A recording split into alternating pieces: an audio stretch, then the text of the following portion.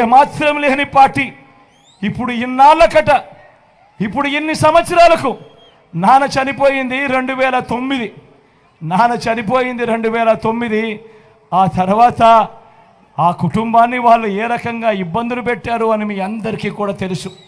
ఈరోజు ఇన్ని సంవత్సరాల తర్వాత ఈరోజు ఇప్పుడు నాన్న సమాధి దగ్గరికి వస్తారంట, ఇడుపులపాయకు వస్తారంట, నాన్న సమాధి దగ్గరికి వస్తారట, చూడడానికి వస్తారట, ఢిల్లీ నుంచి వస్తారట. ఇన్ని సంవత్సరాల తర్వాత వస్తారట, ఎన్నికల వేళ వస్తారట, ఎన్నికల కోసం వస్తారట. ఆలోచన చేయమని అడుగుతా ఉన్నా. ఆ పార్టీకి ఆంధ్రప్రదేశ్ ప్రజలు, వైఎస్ఆర్ గారి అభిమానులు ఏనాడో సమాధి కట్టారు ఆ పార్టీకి. ఆలోచన చేయమని అడుగుతా ఉన్నా.